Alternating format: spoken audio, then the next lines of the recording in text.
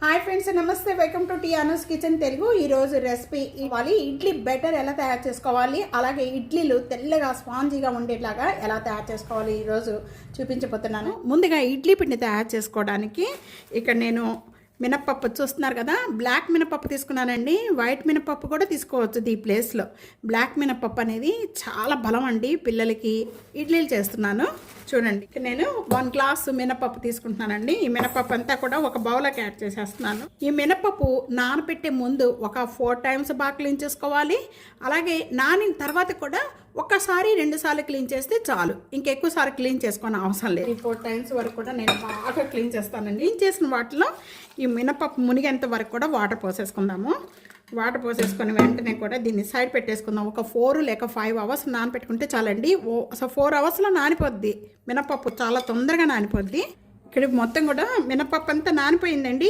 4 గంటలు నానపెట్టుకున్నాను. నేను 4 గంటలు నానపెట్టుకుంటే ఈ విధంగా నానిపోయింది. పుట్టుపప్పు కాబట్టి ఇది కొద్దిగా మనం కడుగుతాకి కొద్దిగా టైం పడుతుందండి. బాగా కొద్దిగా మంచిగా కడుక్కుంటే వైట్గా ఉంటాయి ఇడ్లీలు, లేకపోతే కనుక కొద్దిగా కలర్ అనేది కొద్దిగా నల్లగా ఉంటాయి అన్నమాట. అందుకని ఈ పప్పు అంతా కూడా బాగా కడుక్కోవాలి. అలాగే మిక్సీ జార్లో అయితే మిక్సీ జార్లో వేసేసుకోండి. మీకు ఎలా కన్వీనియంట్ ఉంటే అలా వేసుకోవచ్చు పప్పు అనేది. నేను ఇక్కడ వెట గ్రైండర్లోనే వేస్తానండి. వెట గ్రైండర్ వేయటం వల్ల పప్పు అనేది బాగా ఒదిగిస్తుంది.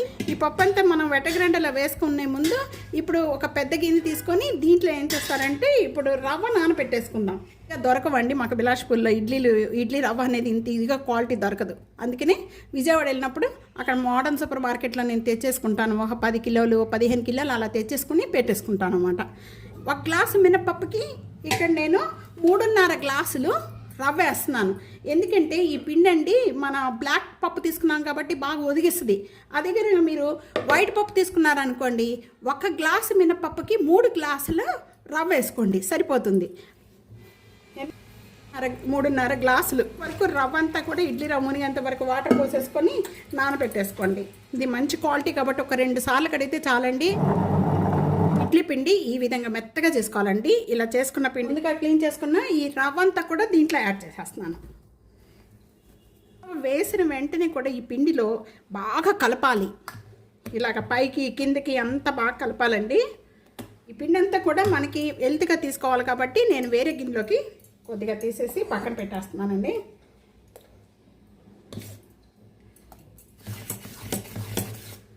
చూస్తున్నారు కదా, పిండి అనేది ఈ విధంగా ఉండాలి. ఇడ్లీ బ్యాటర్ చక్కగా తయారు చేసుకొని మనం పెట్టేసుకున్నామంటే ఈ ఒక్క ఇడ్లీ పిండితోనే మనం ఎన్నో రకాలైన బ్రేక్ఫాస్ట్లు తయారు చేసుకోవచ్చు. ఈ మూత పెట్టేసేసి ఇంకా పక్కన పెట్టేస్తాం. ఇప్పుడు పిండి తీసుకునేటప్పుడు కొద్దిగా హెల్త్గా తీసుకోండి, తీసుకోకపోతే మాత్రం పొంగిపోద్ది పిండి అంతా. ఇడ్లీ బ్యాటర్ తయారైపోయింది. రాత్రి నానబెట్టుకున్న ఇలా పొంగిందంటే మనకి మంచిగా ఇడ్లీలు బాగా వస్తాయండి. చూస్తున్నారు కదా, బాగా పొంగిపోయింది. బాగా కలుపుకోవాలి. ఇడ్లీ రవ్వ అంతా కూడా కింద ఉండిపోతున్నాము. ఇలా కలుపుకున్న వెంటనే కూడా నేను ఇక్కడ సాల్ట్ యాడ్ చేస్తున్నాను. 1/2 టేబుల్ స్పూను బేకింగ్ సోడా అంతా కూడా ఒకసారి బాగా కలుపుకోవాలి.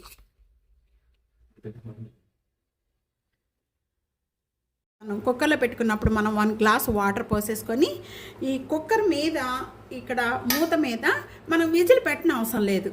విజిల్ పెట్టకుండా అలాగే పెట్టేసుకోవాలి. ఇడ్లీ గిన్నెలు తీసేసుకోండి, మొత్తం కూడా వేసేసుకొని ఇడ్లీలు పెట్టేసుకుందాం.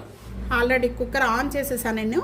ఇలా గిన్నెలు డైరెక్ట్ తీసుకెళ్ళి కుక్కర్లో పెట్టేసేసుకొని 15 మినిట్స్ వరకు కూడా మనం కుక్ చేసుకోవాలి హై ఫ్లేమ్లో. 15 మినిట్స్ మనకి ఇడ్లీలు చక్కగా రెడీ అయిపోతాయి. చూస్తేనండి కుక్కర్లో నుండి తీసాను, కానీ ఇడ్లీలు చక్కగా స్పాంజీలాగా చక్కగా తెల్లగా చక్కగా తింటుంటే ఇంకా తినేయాలనిపించేస్తుంటుంది, అంత బాగుంటాయి అన్నమాట. ఇడ్లీలు రెడీ అయిపోయినాయండి. వీటితో పాటు నేను పల్లీ చట్నీ కూడా చేశానండి.